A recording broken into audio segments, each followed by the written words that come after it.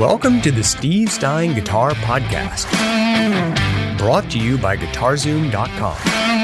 If you want to improve your guitar playing, keep listening. If you want to improve even faster, go to guitar-zoom.com, where you'll find all of Steve's premium courses, masterclasses, and memberships that'll help you quickly and easily improve your playing. Now here's your host, Steve Stine.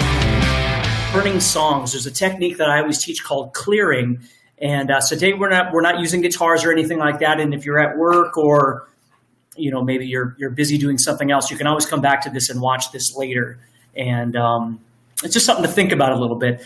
What I find a lot in my lessons, and again, I've been teaching, I'm 50 now, I've been teaching since I was 17, is it's always about perception. Like when you try to help people, you think about perception and how people think about things and see it's just like education. I was a Montessori instructor for many years as well. And you try and get people to understand the easiest way to get from point A to point B. Hey, Jack. And so today what I thought I would do is kind of explain to you a process that I've always used to efficiently learn songs and retain that information in my head.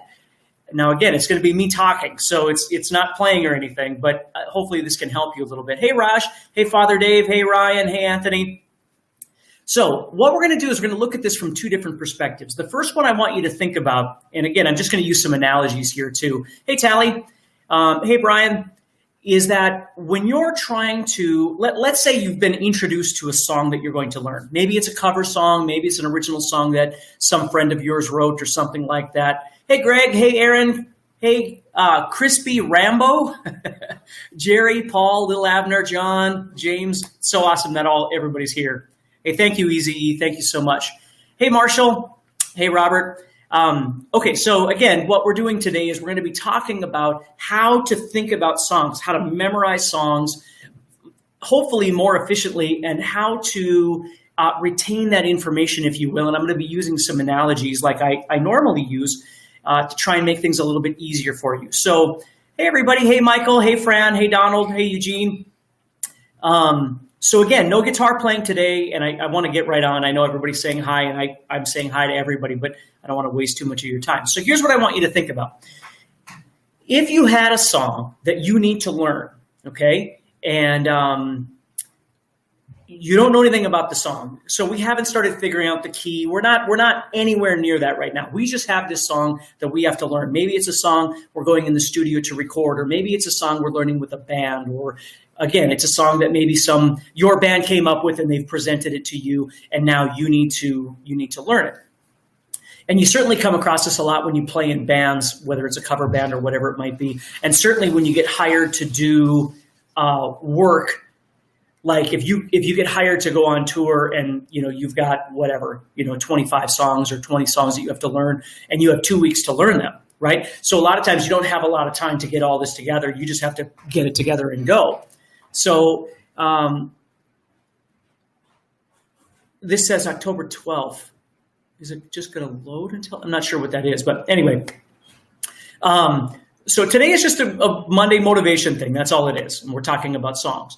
So think about it this way. When you first get that song, the first thing you do before you start digging in my opinion, is that you just listen to the song. And I've always tried to use the analogy when I'm teaching it, like if the song was the earth, right?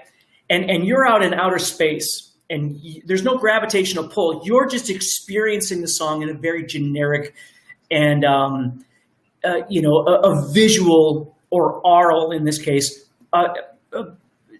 perspective. So you're not getting into key and all that stuff. You're just listening to the song. Maybe you start kind of identifying little elements of maybe, repetition in a chorus or something like that, or, some of the words to the chorus, but you're not deep yet. You're just listening. Okay. And then what happens is as you get a little bit closer to it, that gravitational pull starts pulling you in. And what happens then is the song starts coming into perspective, into shape.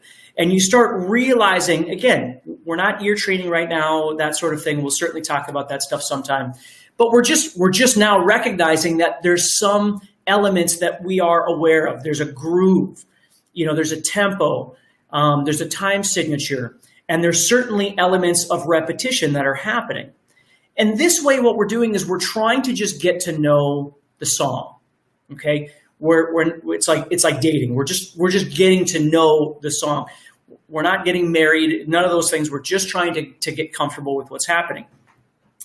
So that's where this whole thing starts. Before we get to what I'm going to talk about, which is clearing. Okay, we just start trying to become aware of things. And then what we do is we move in even deeper and we start really making a connection to the elements. Okay, and there's always this thing that I call red flags. Now, red flags are like when you're listening to the song, maybe you're driving in your car and you're listening to the song and you start recognizing that this section here moves to this section here, right? And then to this section and so on. And you're making this connection. And again, you can define them as verse or chorus or whatever, and that's fine. But you're making this connection to these pieces. And as you're driving and you're listening to this song, maybe you've listened to this song now 4 or 5 or 6 or 7 or 10 times, okay? And you're becoming aware of how each piece is kind of connecting to each next piece.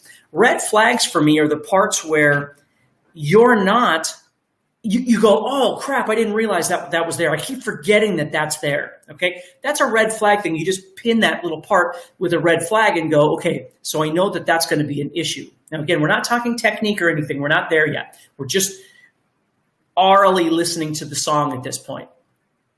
So once we get to that point where we've kind of worked out the overall general idea of the song, now what we're going to do is we're going to jump in. Hey, Peter. Hey, Joseph. Hey, AD. Hey, Aaron. And now we're going to dive in and we're going to start trying to look at the song on a deeper level. And the first thing I always tell people is when I mean go deep with the song, what we're going to do is we're going to dig underground. We're going to go underneath those lyrics. We're going to use the lyrics the same way we would use a drum fill or a bass line or a particular riff or something, where it helps us to line up the parts. I'm completely serious when I say this to people. For many years of my life, lyrics meant nothing to me. Like I never paid attention to lyrics. I was a guitar player, and so it didn't matter what they were singing about. It didn't matter if I could understand the lyrics. It's only been in the last few years that I've really learned to appreciate lyrics, which is probably not good on my end, but that's the way it was for me. So I could go deep, I could go underneath the song, and I could use those lyrics to help me line up the sections of the songs or the song that I'm trying to learn. I could use it as a tool, but I wasn't, because think of it this way. This happens to me all the time. I'm driving in the car and I'm listening to the song and I'm trying to get in tune with the tune. And then all of a sudden I'm thinking about what I want for lunch. And then you come back and go, oh crap, I missed part of the song, right? Or you start listening to the lyrics maybe, and then, or whatever it might be, and you're distracted from that deepness of going in and really thinking about the organization of what you're trying to do. So once we've got that happening, now the question comes up, well, how do we learn the song? Now we've got an idea of this. Okay, well, the beauty of that is that we know where elements of repetition are happening. So it's not like, let's say it's a 4-minute song. It's not like you have 4 minutes of learning to do. If you can recognize the repetition elements, once you learn that element, we'll get to technique in a bit here, but once you learn that element, you already are aware that it's going to go here and here and here, but there's this and this and this and this red flag thing that you're not really sure about. And if you have any element of ear training, maybe you're already kind of figuring out what you think the chords are or whether they're major or minor, that sort of thing. And again, we'll get into an ear training discussion sometime in the future, but this way, we're kind of already making this more efficient because we're not going in blindly. We're not just going in and trying to learn a song we don't know or we've never really become intimate with. We're actually learning something that we really have listened to 5 or 10 or 15 or 20 or however many times.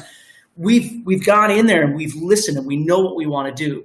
Okay. So as we start learning some of these pieces, we realize that those pieces are getting repeated over and over. Now, I always tell people when you first start learning a song, try and disassemble the elements. Now we're talking about the guitar parts. Try and disassemble them a little bit to where you're not getting focused on the prettiest parts, the most famous parts, right? And what I mean by that is if you're learning the basic structure of a song and then all of a sudden there's this cool little thing here that's on top of there, I'm not saying don't learn that.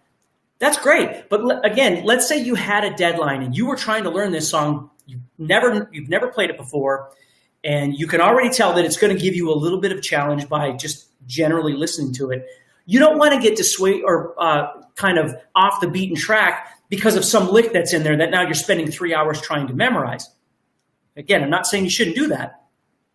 I'm saying you shouldn't do that right now, because the most important thing is you learn what we call the bed. You learn that basic function or basic structure that's going to get you through this song.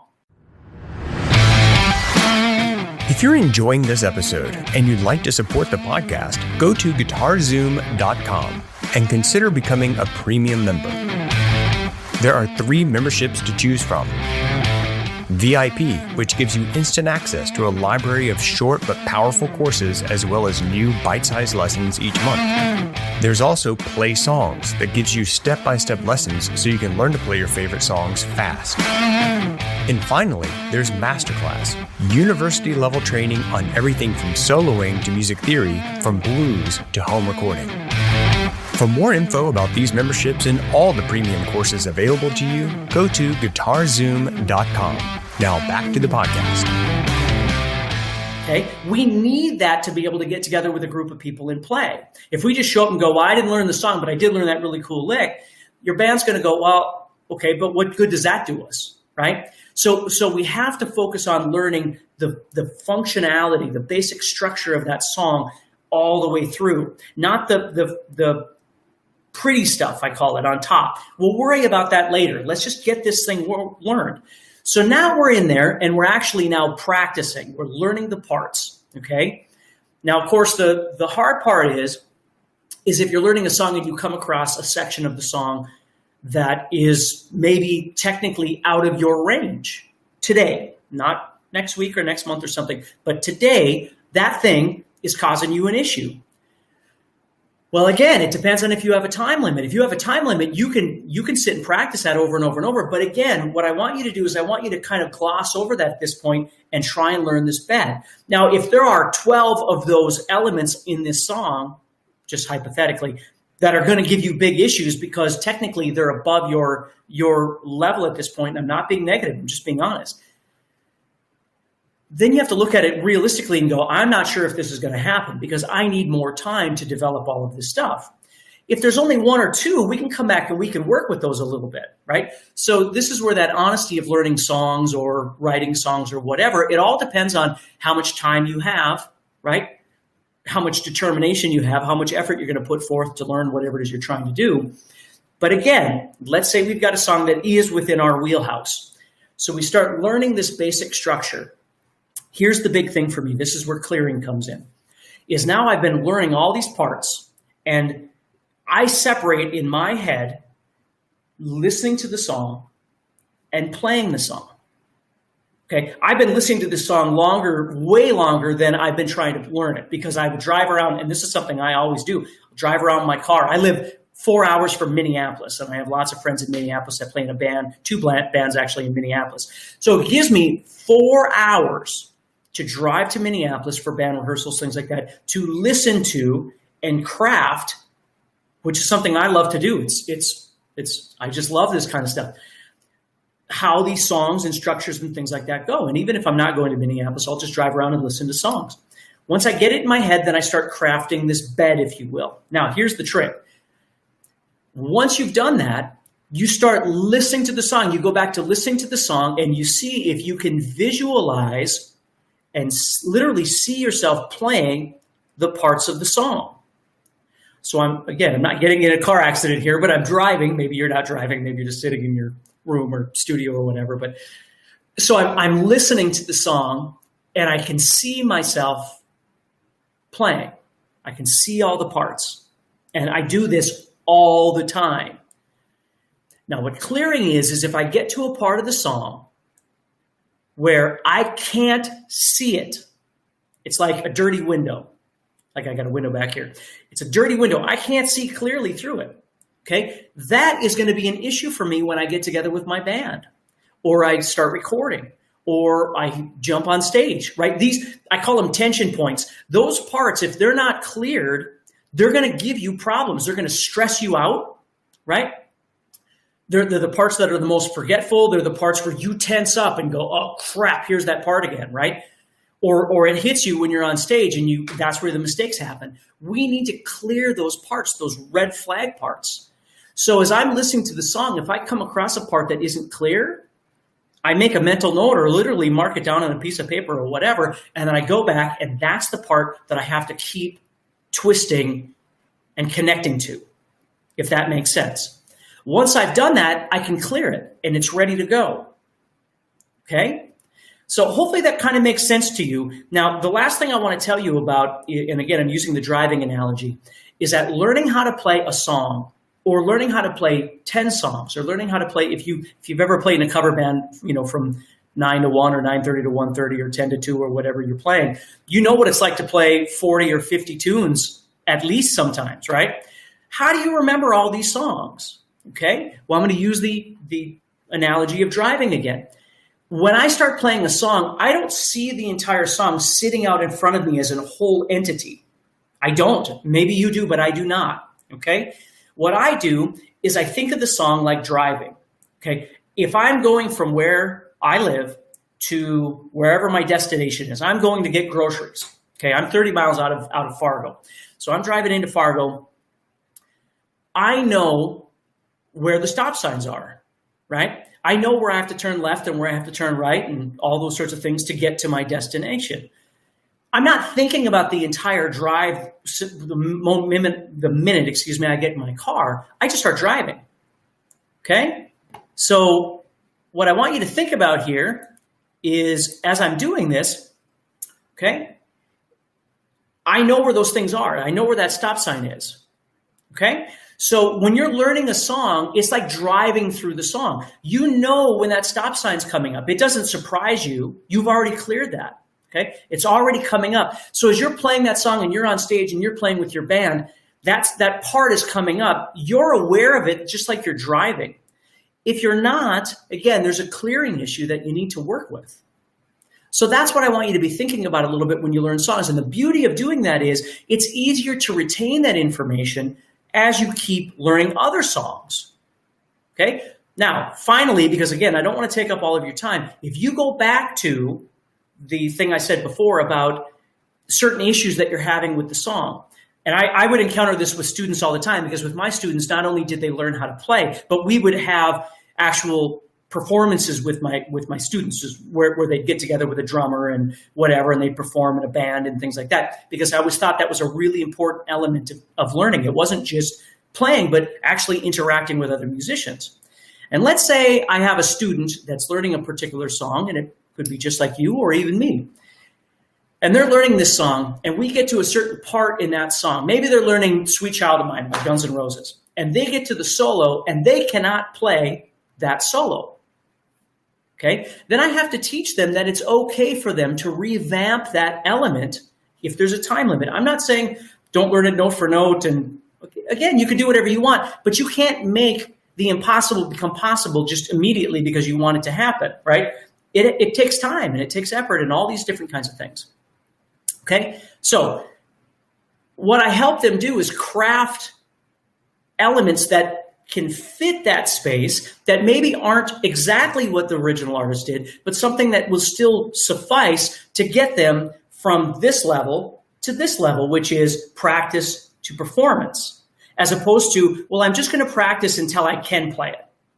Okay, well, all right, but then you'll never play, because none of us play anything absolutely perfect every single time, times 50 songs, right? We interject ourselves into songs many times for multiple reasons, because we choose to, because we have to, and there's all kinds of different things that we can do, okay? So what I want you to think about is the fact that when you are learning these songs and you do come across these elements, I'm not saying don't practice them or don't get better at them. Of course you want to do all those things, but you have to be realistic, because oftentimes if you come across a song and you find measure 7, right? And that measure 7 is just like, holy crap, that is so beyond anything that I can do. But the rest of the song was tolerable. Well, what are you going to do? Are you going to throw that song away because of measure 7? Or is there a possibility that you could twist that a little bit to make it something that's still functional and then learn your song? Okay? So hopefully that helps you a little bit to understand how I think about songs in terms of sort of a bird's eye view, and then how gravity hits, and I start moving into that song and I learn more about it. And then I start dissecting that song and really trying to clear the entire tune. And then again, if I have issues with working on songs, think about how important it is, and this is really the bottom line, think about how important it is to spend time actually absorbing the song itself, not just playing, but spend time really listening and absorbing and becoming part of that song visually and aurally, right? Whatever that means to you. Before you start diving in and trying to play just the riffs and whatever the song might be. You don't have to do that for every song. I mean, there are songs that you'll just, have some fun and learn a little section to. It's okay. But if you were hired, for instance, by a band to learn 10 songs by next Friday's practice or whatever, and it happens to guys like me all the time, now you have a time limit, right? I play in church. Back in the day, it isn't as bad now, but back in the day, I mean, you'd learn whatever, 4 or 5 tunes, and, you only got a couple of days to learn them, which really isn't a big deal. But you still got to plan it out. I mean, you still got to figure out what you're going to do with this thing. I used to play in a metal band, which we played, Slayer and Anthrax and Metallica and Megadeth and Prong and, Strapping Young Lad and all that stuff. So the night would be 3 hours of absolute intense music. It's a lot of stuff to try and remember, let alone play. And you got to find an efficient way of being able to do that sort of thing. So hopefully that helps you a little bit to think about. If it does, again, maybe share this video with somebody or anything like that. But again, just stay positive, keep practicing, and I'll see you next Monday for sure. And we'll keep going, okay? Hey, Gary, nice to see you, bud. Wayne is here. Raphael is here. Poo Ninja is back, and he's digging prong. Right here is, he's got his prong going, which is good, okay?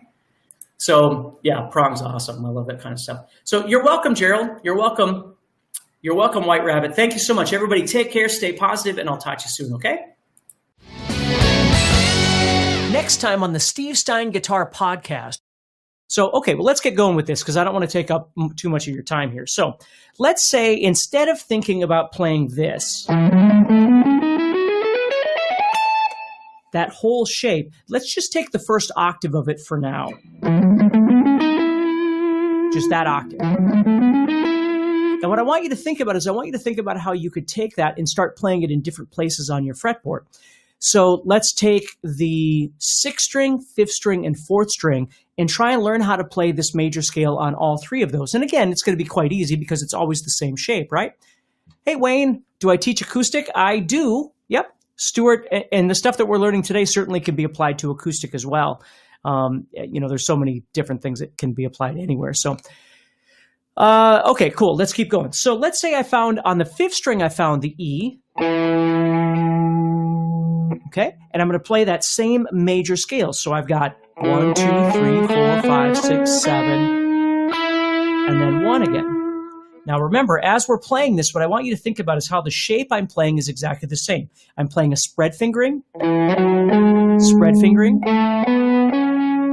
then the major 7th going to the root. Okay, and then let's go to the 4th string and do exactly the same thing. So let's go down to the 4th string and go spread fingering,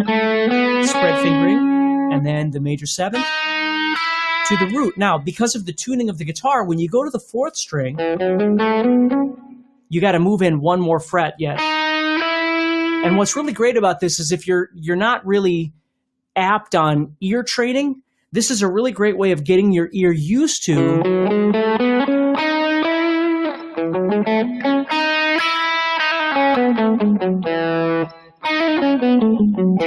right? Getting used to that. Hey, Steve Stine here from guitarzoom.com, and thank you so much for listening to this podcast. If you enjoyed this episode, can I ask you a favor? Please subscribe, leave a review, and share it with a friend. Your feedback means more to me than you'll ever know. And be sure to check out my YouTube channels where you'll find over 1,000 videos to help you with your guitar playing. Thanks again for listening. Stay positive, keep playing, and keep having fun. If you'd like some help with your guitar playing but you're not sure how to get started, go to guitar-Zoom.com and look for the Help Me Choose survey. By answering a few simple questions, you'll get Steve's personal recommendation of the perfect course for you. All this and more is available for you at guitar-Zoom.com.